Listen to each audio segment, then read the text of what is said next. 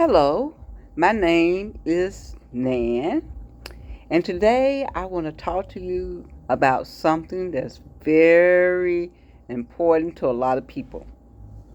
And this topic that we're going to discuss, which is about insulin resistance, is very important for a diabetic such as myself.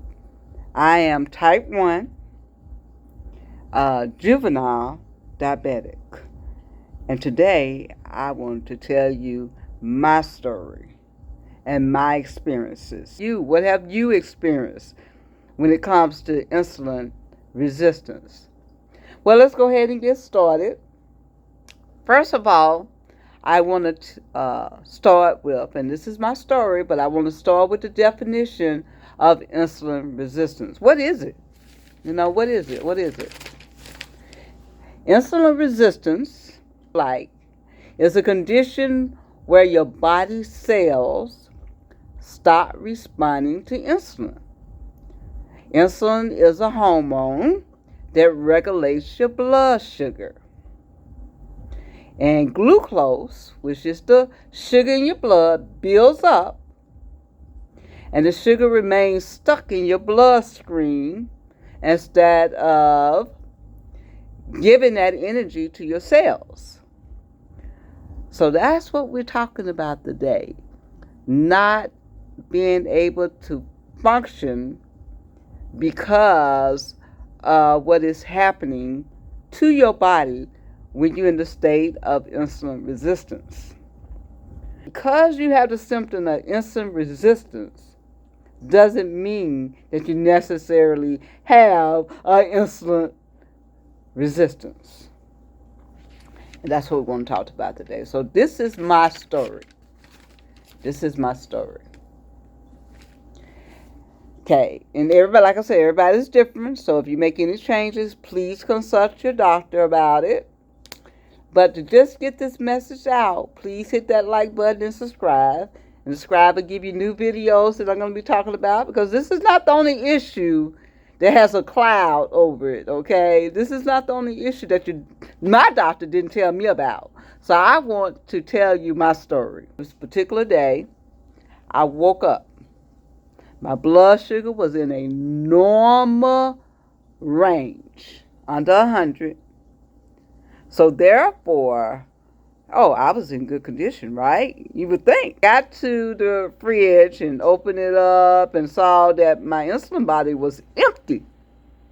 It was empty. So I went on a hunt for some insulin, right, in my refrigerator, and I did find some. An open bottle that I had already used before. The most new one is already used. And I waited another 30 minutes or so, cooked my breakfast, got it all prepared. So when that 30 minutes hit, it dropped a little bit. It got below that 200. So I said, well, I'm going to go ahead and eat, because obviously it's working, it's bringing it down. So I'm going to go ahead and eat. So I went ahead and ate. And after about 2 hours, I looked again and took my reading again with my monitor. Of course, when you have that monitor connect with a sensor connected to your body, you can take quite a few readings. So that's what I like about that monitor. But like I said, I'm going to talk about that another day. But anyway, I went ahead and took my reading. And, of course, it shot up. It shot up because I ate. So it shot up. And when it shot up, it got close to 300. I was like, oh no, what's going on? Something ain't right. I was concerned, of course, stressed out. I figured that, hey, I can't put too much in my system with these high levels. And so finally, bedtime came, and I was concerned about that, because when you're getting ready to go to bed, you go to sleep.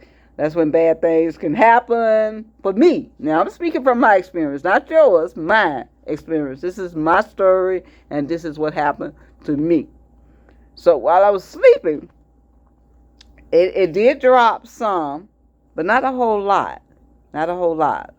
So I was concerned, stressed out while I was trying to sleep and rest, which wasn't a very good sleep and rest, because it does bother you if you feel that you don't know what your body's going to do and how it's going to react, especially if you're thinking, oh, all of a sudden you're going to get this low blood sugar while you're trying to sleep. I woke up, I began to think about it, Why hasn't this happened before? What is going on? I'm not taking that insulin anymore. I don't know, something in my mind, just a bell went, an alarm went out. Even though my doctor never told me that this could happen, that insulin can be an issue, I got rid of it. I threw it away. I said, something ain't right. So what I'm going to do, I'm just going to go and get my new bottle of insulin. I know I have a new bottle here, and I looked, and I found them in the bag. I did have them.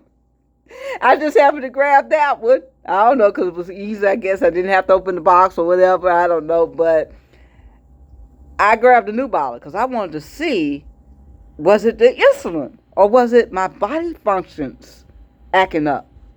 So I said, well, let me go ahead and take the new one. I did. I took the new insulin, and true enough, it was that old insulin. Because the new insulin all I had to take was the 40 units that I normally take per day, and realized that was bad insulin. I had to learn a lesson, and I learned the hard way. With a lot of concern, stress, a lot of anxiety, I learned the hard way. And that's why I wanted to share this video with you about getting an old bottle that's been opened of insulin. And I'll give you what I know about it, which I didn't know at the time, is that insulin can lose its potency, its strength, with age.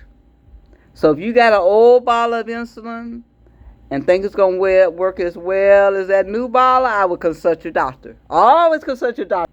This is my story. This is what happened to me.